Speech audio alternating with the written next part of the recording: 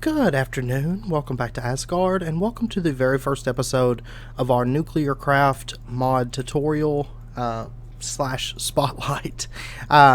Basically, I've been playing with this mod. It's honestly fairly new to me, so I've been kind of learning it and everything, and been having a lot of fun with it, actually. We are using the most recent version, the 1.9 version, for 1.7.10. So today we're just going to be covering like the basics of the mod and everything. If you notice, here's the NEI list for it.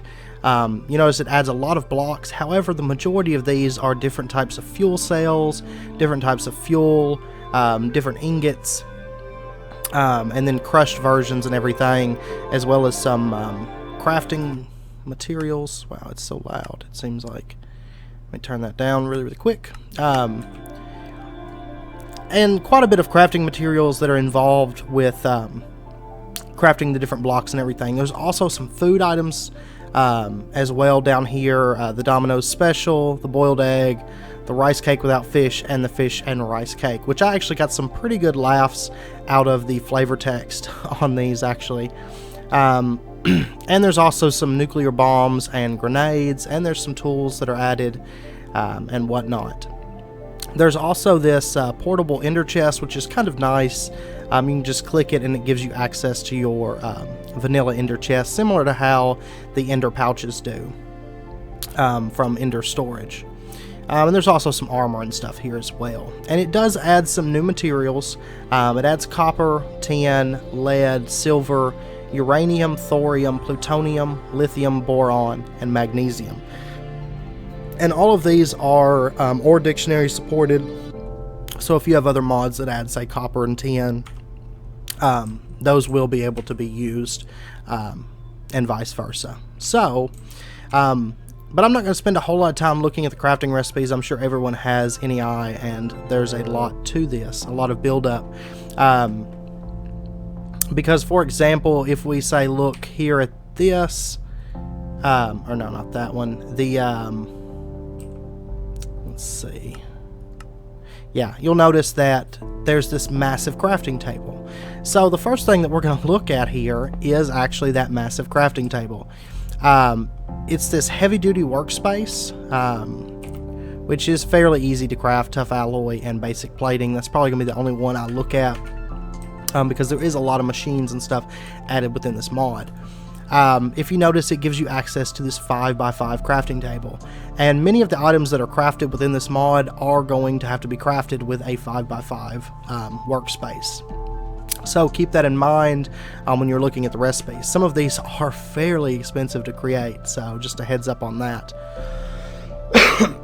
Next up, two blocks that I would honestly probably suggest you look at getting as soon as you possibly can is the manufactory and the assembler. These two are, the manufactory is just all around nice. So you can give this power, and you'll notice it'll start building up, and it also has these slots for speed and efficiency upgrades. These are down here.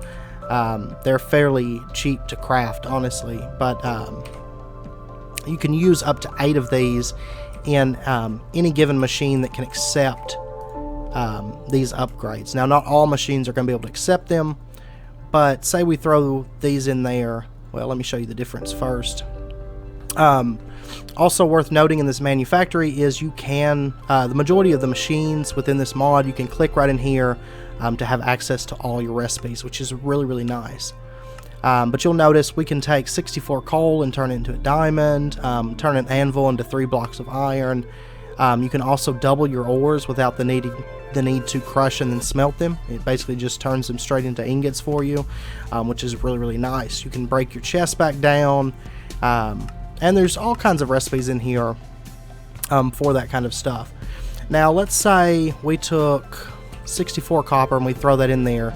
You'll notice it's fairly slow at doubling your ores. However, if you throw an energy and a speed upgrades in there, it's extremely fast. Now, I'm only supplying it with 500 RF a tick, but you know, you could supply it with way more than that. And then this, the assembler, if we click here, you'll notice There's different recipes in here. Any empty slots are going to have sticks placed in them, and these aren't going to be consumed in the craft. So let's say, for example, we want to make some of this horizontal reinforced tubing. Let's grab some iron plates and lead plates. Where are they at?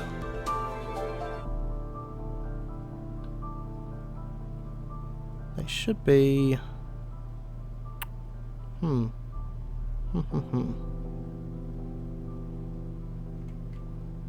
Iron. Okay, that. Sorry. I apologize. And I'm trying to find the lead. There it is. Okay. So let's say we throw these in there, and then we're going to get some sticks. Oops. And like I said, any empty slots, you're going to just put sticks into those slots. So then we're going to give it some power here, and you'll notice that this is going to start running. And once again, we can throw speed upgrades into this, but you'll notice it's not consuming the sticks. Basically, those are just placeholders for the recipe. And also, let's pull this out. You'll notice that it's not using the last of this lead. That's because it's on keep by default. If you set it to use mode, it'll use the last of your resources. Similar to how the rolling machine from Railcraft does. It'll keep at least one batch in here in order to hold those spots for the recipe. So, and by the way, this manufactory is used in making a lot of the different parts and stuff that you're going to use to craft machines. So it's something you're going to want to get fairly quickly. The next thing I want to cover is these RTGs, which is what I've been placing down for power. There's different tiers of them. There's this Americium, which produces 40 RF a tick, and that is a constant stream. The Californium, which I've been using, is 500. The weak is 5. And there's also a plutonium one that is 100. And so basically you can place these down to power machines. You can place them down to fill capacitor banks. So if we say grab, let me find it here, the lithium ion battery, which is one of the power storage items. There's also this voltaic pile that's the other power storage within the mod. So you've got this voltaic pile that can hold 1 million RF, and then you have this lithium ion battery that can hold 100 million RF. And we can just place that RTG right next to that, and it'll start building up power within that battery. So those are just a constant stream, similar to how I guess like solar panels would be,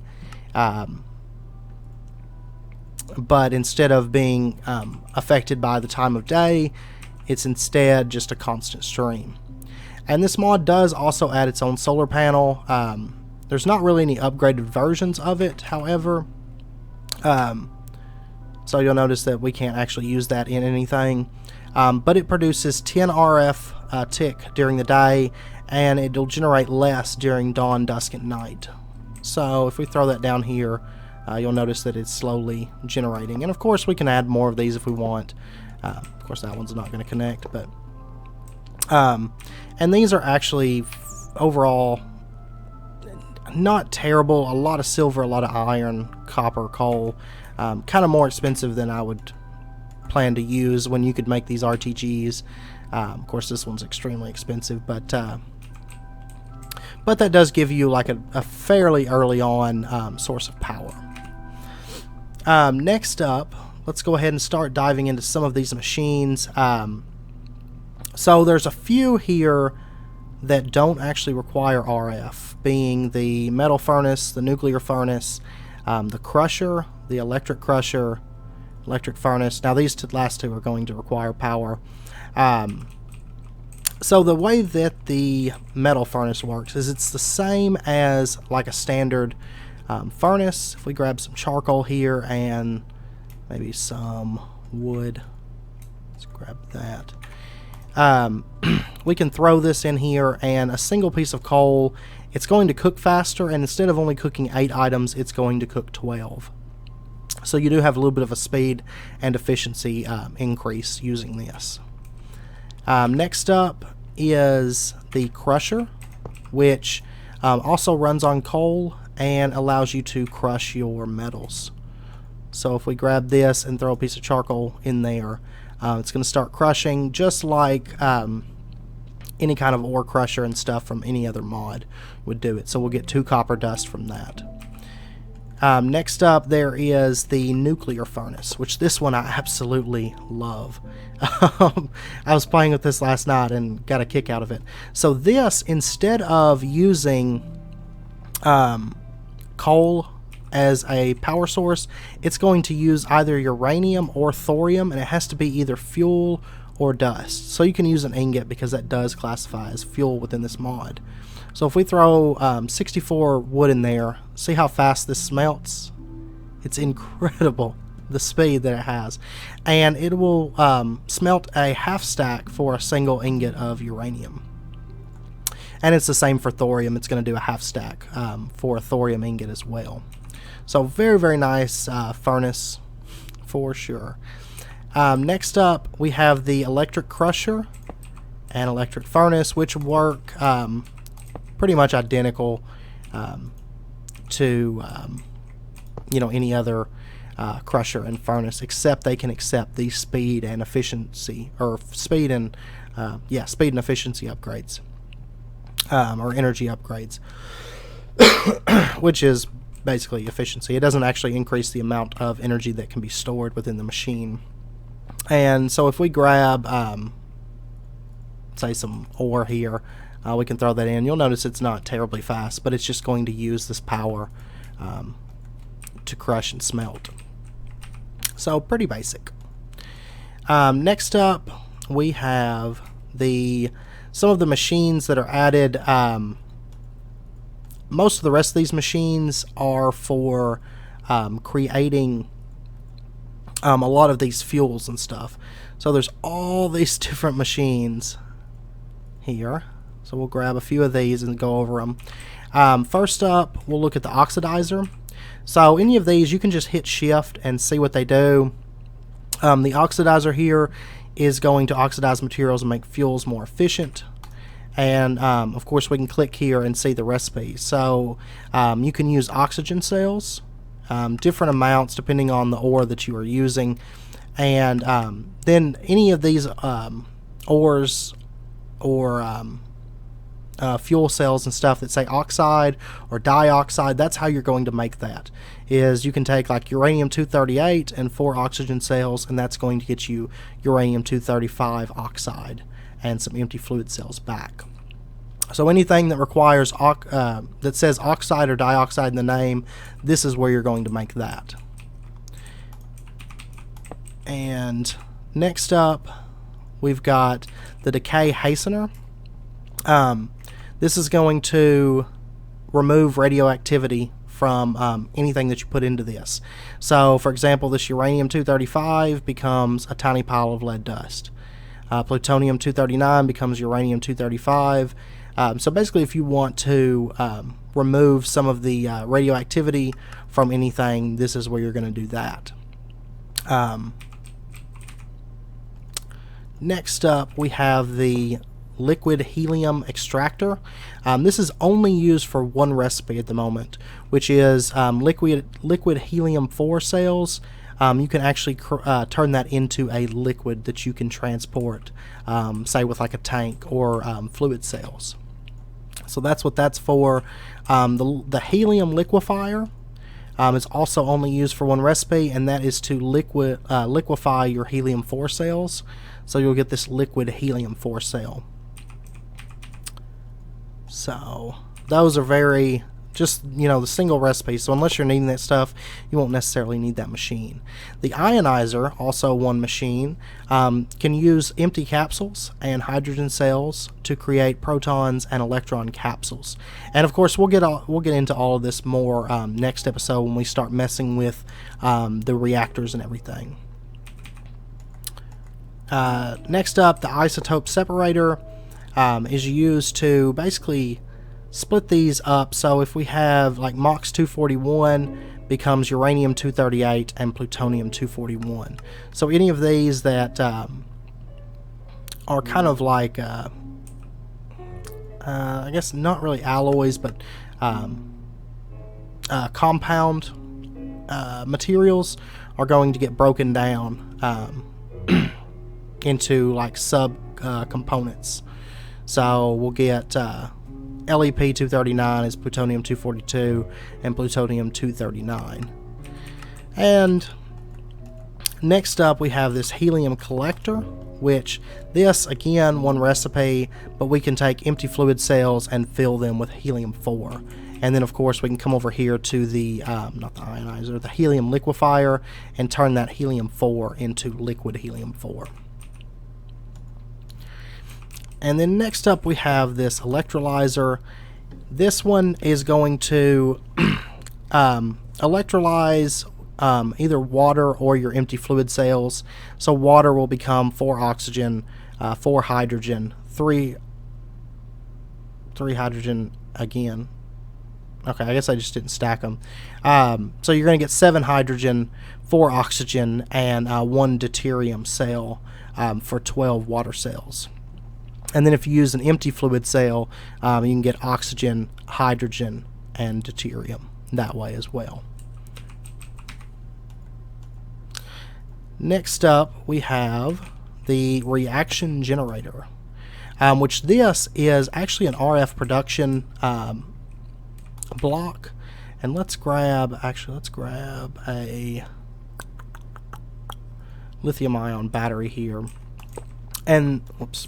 The way this works is it's going to use it's a nuclear fuel and this universal radiant, reactant, sorry, right here, which is just a lapis, sugar, and redstone for 3 of those, and then you can make them in the induction smelter, which I do suggest.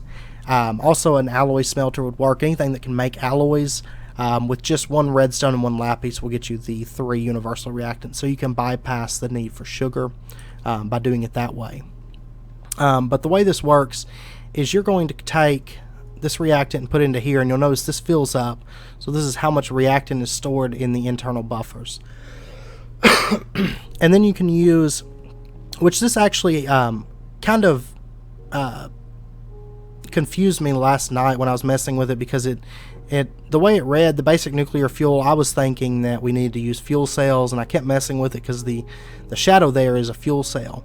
However, you can take just your uranium ingots and throw them in there, and it's going to fill that up, and it will start producing power. So if you notice, with this lithium-ion battery, we are now producing power. So if I remove that, you'll notice we're getting about 100 RF a tick. With that, and it does last an extremely long time. You'll notice that we're producing quite a bit of power, and these aren't really dropping down on their percentages. It finally dropped down to uranium there. So honestly, kind of nice block there. And then we also have this neutron irradiator, which this only has 2 recipes. A lot of these machines, if you notice, only have 1 or 2 recipes involved with them. But this one, you can either take boron-10 or lithium-6 with a neutron capsule. And then if you take the boron-10, you're going to get 2 tritium, 4 helium, and an empty capsule. And then the lithium-6, you're going to get 2 tritium, 2 helium, and the empty capsule. So you'll get a little bit more of the helium with the boron-10 over the lithium-6. And then next up, I'm not going to cover all the armor and tools, all the generic stuff, because it's all pretty basic. You've got some, like this tough alloy has really high defense. It's over diamond level, which is kind of nice. The depleted uranium is pretty much the same. One thing I will say is that I noticed used to, with this mod, the uranium ore would actually damage you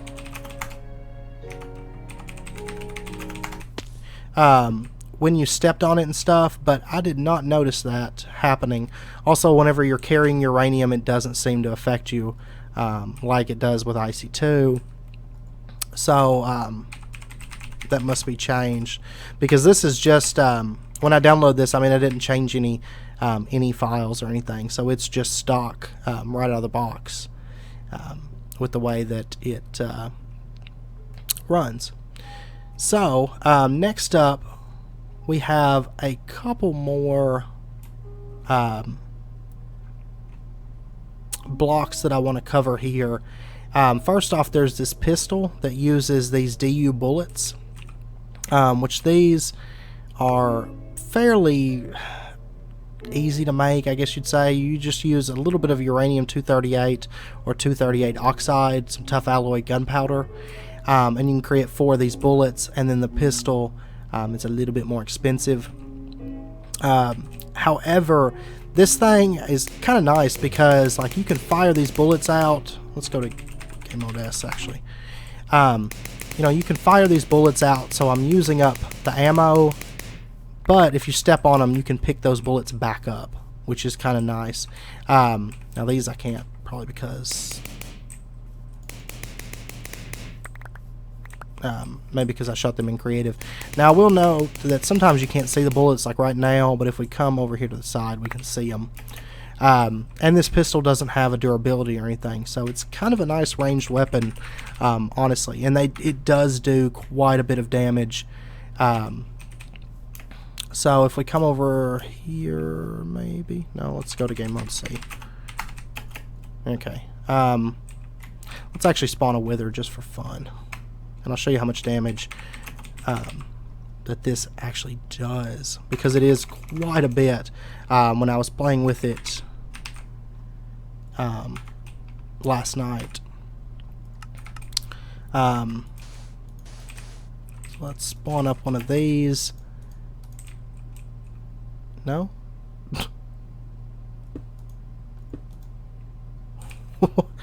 Okay, I guess we're not gonna... Maybe I'll have to be in Game Mode S, perhaps.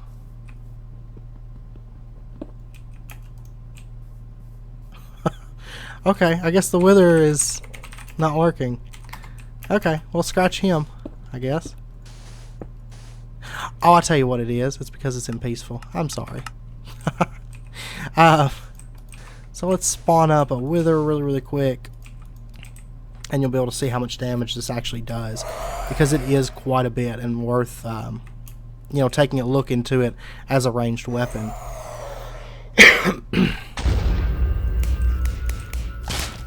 So it's not displaying our numbers, but you'll notice I got him down to half health fairly quickly. Of course, he's immune now, but you know, it's fairly high damage, honestly. And we'll just leave him over there to go crazy or whatever. But anyway, that's the pistol. And then lastly, I just quickly want to cover a couple other blocks that are actually a lot of fun to play with, which is the bombs and the grenades. You also have these steam generators and decompressors. We'll cover these once we start covering the reactors, but one thing I will say is that this steam generator does in fact work with Railcraft steam. So I was playing with it last night. Oh, we've got this fuel recycler too. We didn't look at that, did we? No, I don't think we did. I apologize.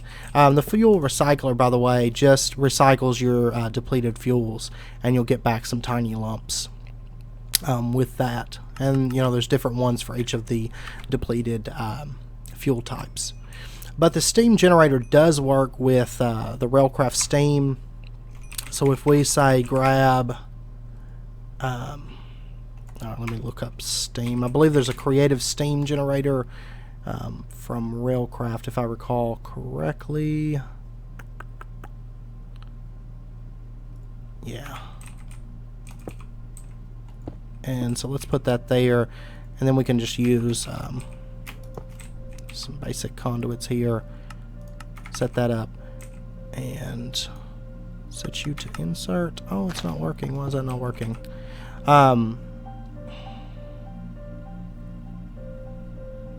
Okay, I'll tell you what we can do. We can use steam bottles and a tank, because I know it does work. I tested it last night. So we'll just do that and kind of fill that up with steam a little bit here. And there we go. So we're producing quite a bit of steam, quite a bit of power from that steam. Now, the thing to note about this is that it can actually, each of these little blocks here can consume 2 buckets of steam per tick at best. And we'll produce 4,000 RF for 2 buckets. So it's 2 RF per, each millibucket of steam. So they do work fairly fast. You could honestly use those with like a big reactor's steam setup or something if you so desired. But lastly, let's take a quick look at the bombs, because these are actually a lot of fun.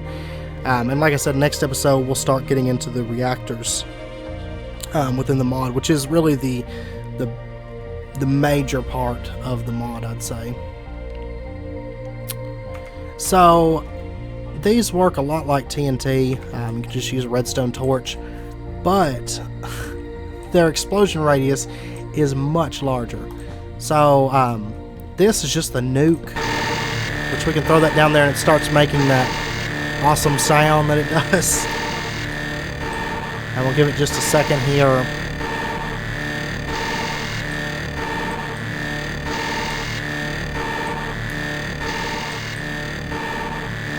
These do take a second to blow up, but I think it's so that you have time to actually escape the blast radius.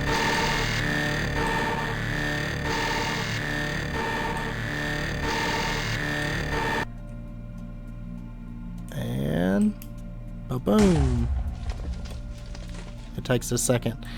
There we go. So you'll notice that it pretty much annihilated everything around here and makes this huge crater. There's also this EMP bomb, which is a lot of fun. So let's grab a RTG and a lithium-ion battery, which I already had. That's great. And we'll let this build up a little bit of RF here, and we'll throw down a couple of these. Okay, so there's 166,000 RF in that. Now you can use this EMP bomb, and when this thing goes off, it'll actually remove some of that RF that's in here. Or all of it, I'm sorry. It'll remove all RF within the block. Within 50 blocks of it, when it goes off, it's going to remove all the RF in there. So a little bit different than your normal bombs. And then you also have this antimatter bomb, which we'll go ahead and set that off, because it'll take a minute for it to explode. But if you notice here, there's no RF in that. That is because the EMP removes every bit of it. And then you also have these nuclear grenades, which are a lot of fun. You can just chuck these, and you get this nice explosion with just a hand grenade, which is pretty impressive. Now this one should be just about ready to go off, and this is the big one. So quite a big explosion on that one. None of those come close, of course, to the draconic reactor explosions, but that's okay. Alright, and I do believe that's going to cover about it. Next episode, we'll start covering some of these blocks here, building reactors and fission reactors and all of that. So I hope you guys join me for that. I just wanted to spend an episode getting through the basics and everything, covering that before we start jumping into the really meaty part of this mod, which is nuclear reactors. So, as always, if you guys enjoyed this episode, please comment, like, subscribe. It's very, very much appreciated. And as always, if you guys have something in particular that you want to see, feel free to let me know, and I will definitely get to it as quickly as I can. So, I hope you guys join me for next episode. We'll start building out reactors. I'm hoping to release that episode directly following this episode. Just depends on how much time I have as far as editing and stuff, which takes a while. But I hope you guys join me for that, and until then, do take care, and I hope to see you guys then.